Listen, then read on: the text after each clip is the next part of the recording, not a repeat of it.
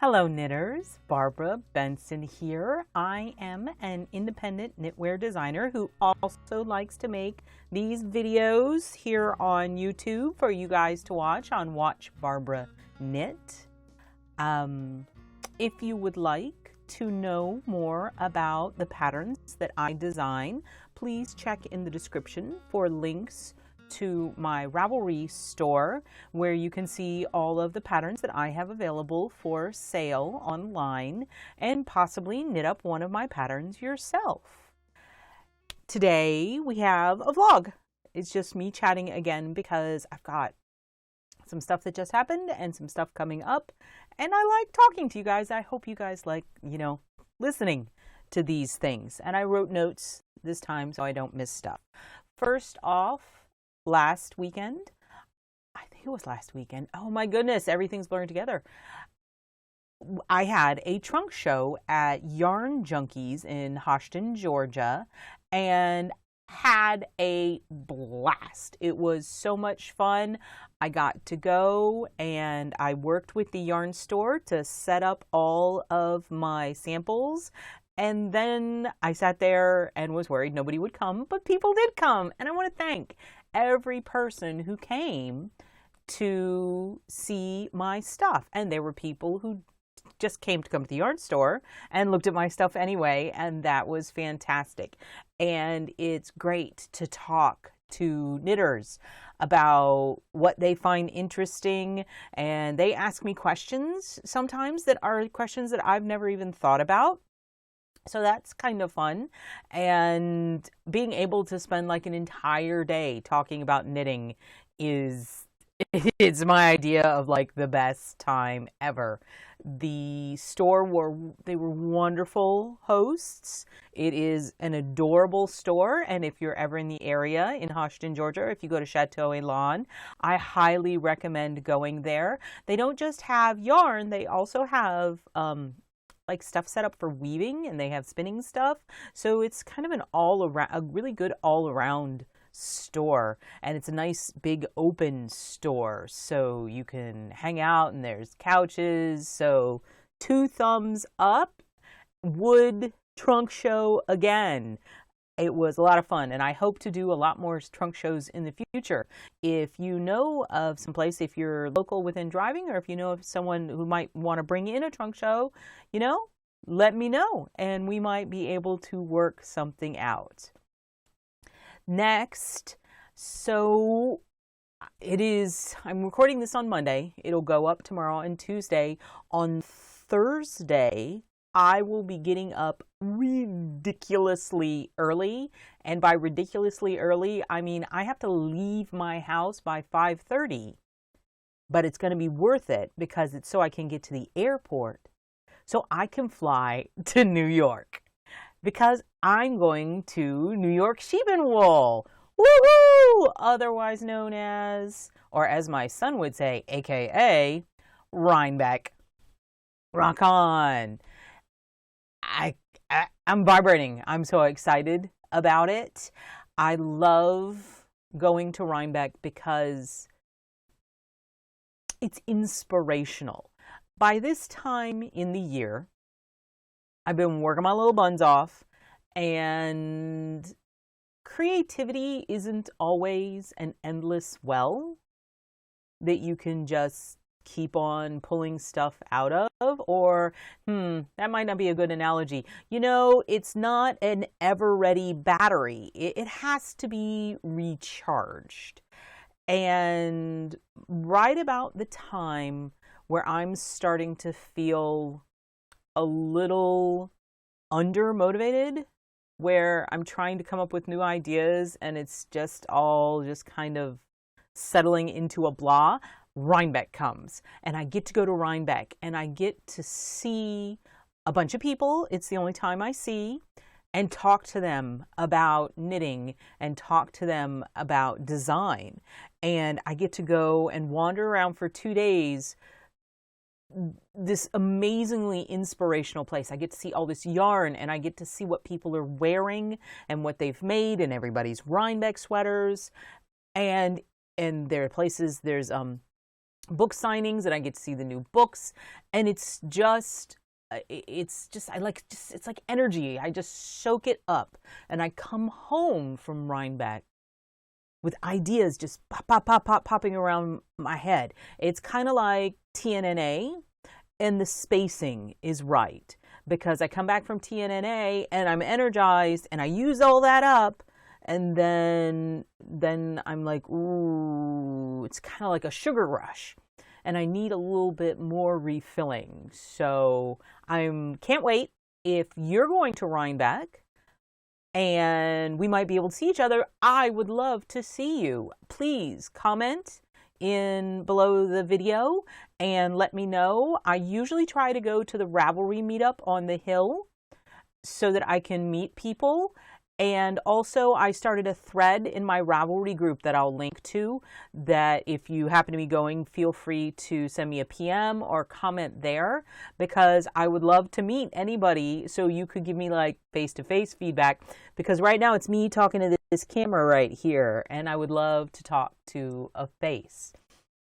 So Rhinebeck, woo! And of course, I'm taking all my video making equipment, and you can look forward to next week. I'm coming back on Monday.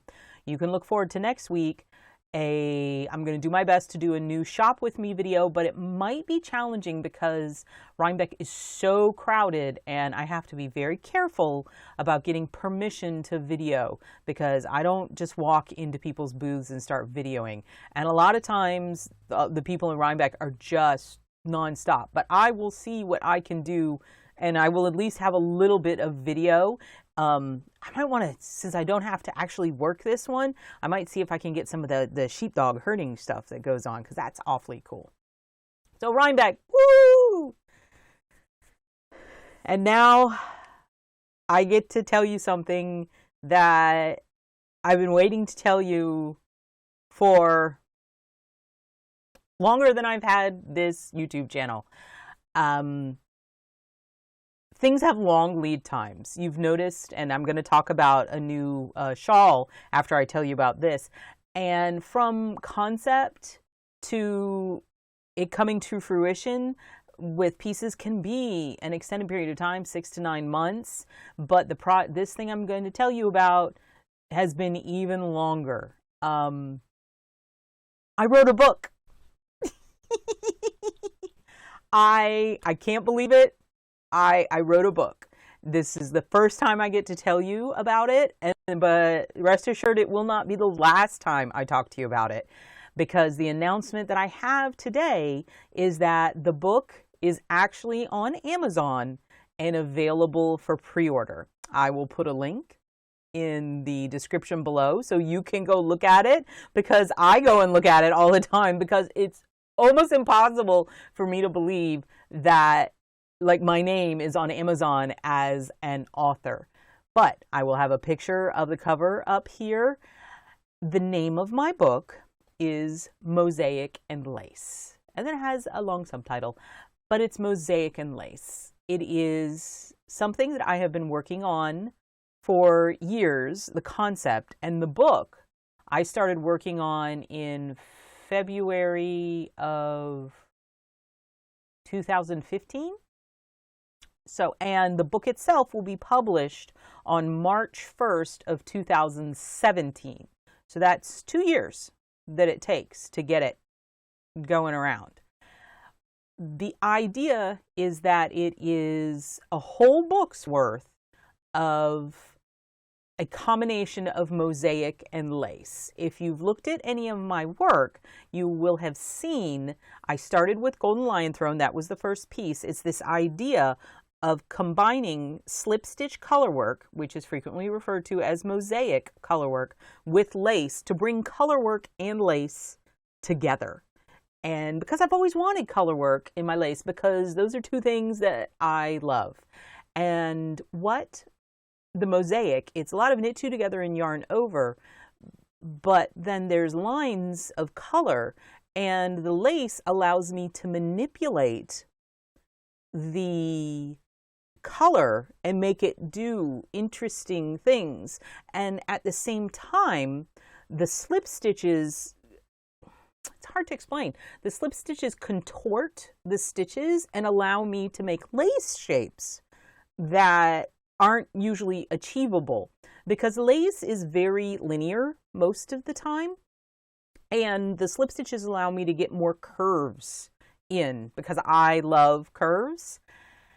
And I'm just so excited. The book has 20 projects in it that run the gamut from super simple up to a little bit of crazy, because I love a little bit of crazy.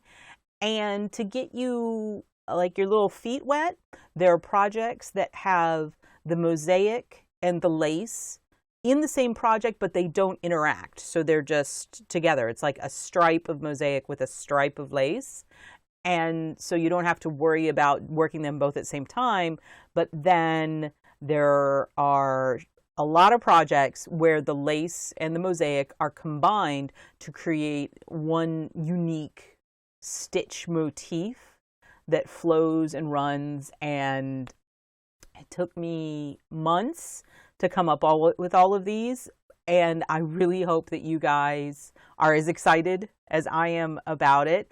It is only accessories. There are mitts, fingerless mitts, and a pair of mittens, and hats, and cowls, and shawls, and scarves, and a couple of home pieces that are they're home pieces. I don't want to give too much away, but I'm just so excited. So go check out on Amazon and take a look at it. And you can look forward to in the spring, winter. So in the month or two leading up to March 1st, I will start releasing images of the patterns, to build up excitement. So that is one thing you can look forward to in the coming year.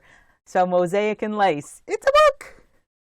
We're still in the process of doing the editing, and we got to get stuff figured out, but the cover is up, it's ready to go, and it is happening. I don't even know what else to say about it. Okay, and I have an example. So one of the things at the trunk show that I talked to some people about that they said was fascinating to them was hearing my design process. So I wanted to talk a little bit more. Like, I would show them a piece and then say, and I did this and this, and they're like, oh, that's interesting. So when I talk about swatching and mosaic and lace, so here is a swatch, right?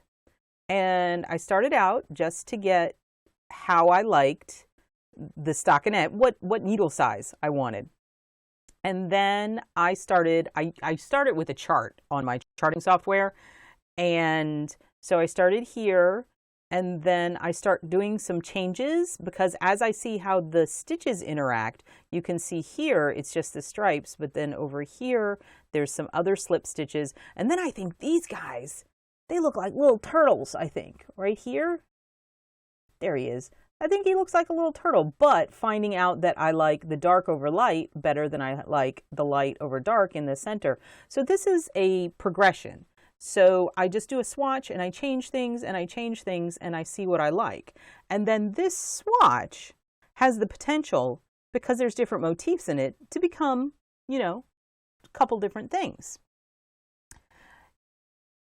But I just had this. And so this lived in my box of swatches for a while, and I had a yarn that I loved. It's from a company called The Ross Farm, which I will put in the description. And they are a small family-owned farm that is devoted to preserving heritage breed sheep. And their yarn is spun just from like one sheep. So it's all natural color, it's not dyed. And so if you have a brown, then you have a brown color that came from a brown sheep. I do believe they blend some of the whites together to get a more consistent product, but then you have like sheep specific. It's not just that this came from this kind of sheep. It's that there is a picture that tells you what sheep it came from. So here, see? Like, that's the sheep. Isn't that cool? So here is, and what it is this yarn is Leicester long wool, right? So it's from a heritage breed sheep, and this one's critically. It's not but it's not the normal kind of yarn I use. I'm typically using a more processed yarn, and this one has allowed the sheepiness of it, and it's beautiful. And I was like, I want to do something with this because I really believe in what they're doing, and the yarn is gorgeous.